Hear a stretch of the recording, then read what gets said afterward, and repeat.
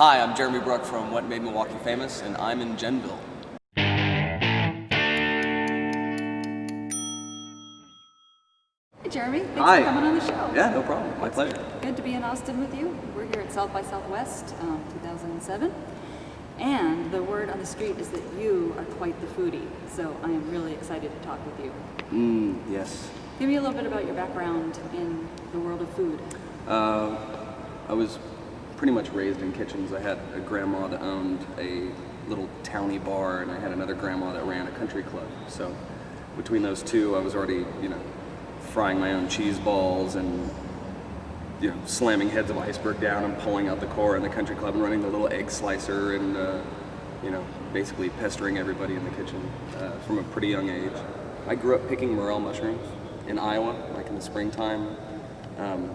It's like a weed there, and they, not knowing it's a cousin of the truffle, roll it in egg, flour, and breadcrumbs and dip it in ketchup, which growing up was perfectly fine, but since my palate opened up a little bit, I realized that in season down here they're $140 a pound. I started, my partner and I, we started a personal chef service and catering company, and we would rent a car every spring and drive up to Iowa through Tornado Alley at like the worst possible time. And the first year we did it, we came back with something like 170 pounds.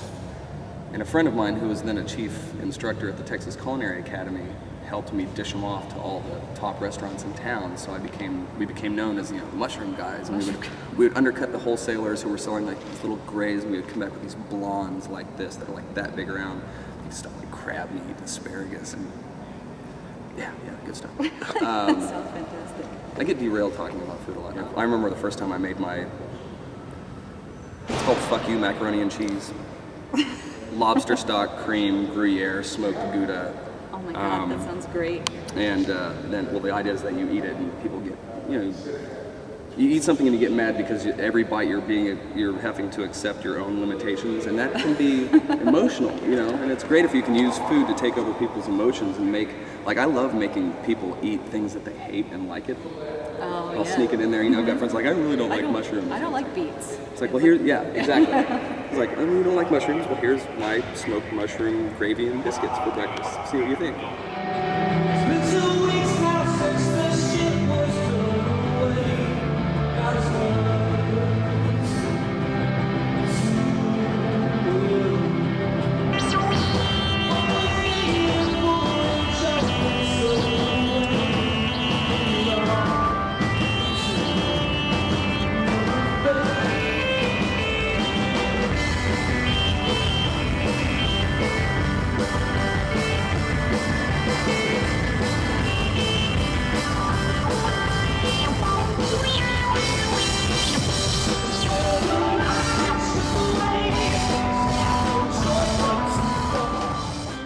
Have you ever had a smoked tomato? No. A smoked dried Roma tomato. I'd never heard of it.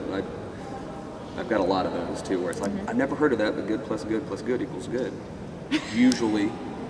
But you take a tomato in a smoker and just on really low heat let it go all night, or you can even finish them in the oven. The important thing is just to get the smoked flavor in there.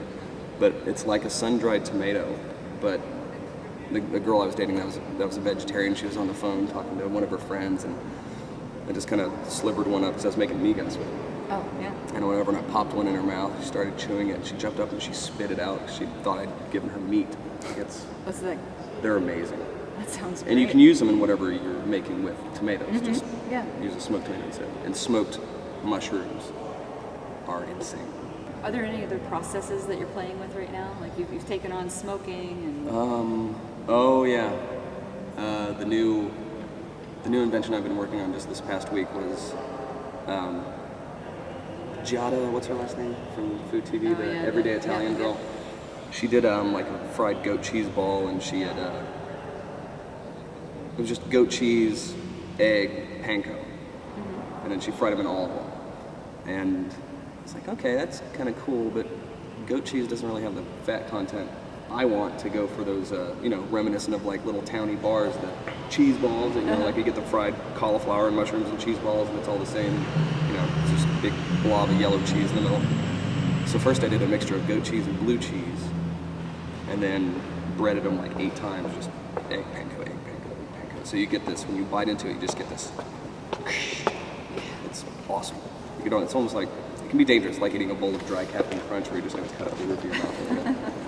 But the other night I had a long talk with the cheese guy at Whole Foods, and cheap American brie. Do the breading, but add ground walnuts, and then there's in the breading. Breading, yeah. And then a fig, port, sweet and sour sauce. So you have a fruit and cheese plate all in one bite. And the cool thing is that they look like little savory truffles. So what I'm going to try to do is branch out on that and be able to like make like little. I'm more of a salt person than a sugar person. So. But it'd be cool to have like a little sweetheart box of nothing but savory truffles, because when you fry them and then you let them sit like brie at room temperature, and it sounds fantastic. You have made me want to eat every single thing that you've just described. Yeah, see? Good. All right, I'm doing my job. Can I come to your house? Yeah.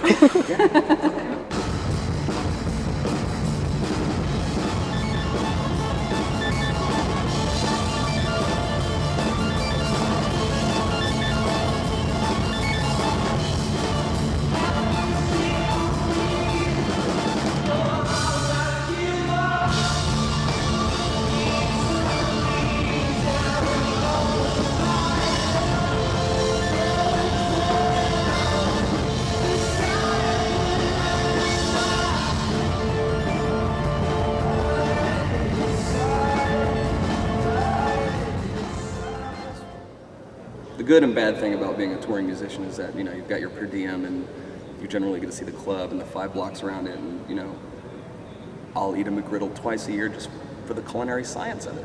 You know how many tries it took them to fractalize maple crystals to make it work in a dough? It's complicated. But I won't get started on my hatred of fast food, but as a touring musician, you don't really have a choice. No.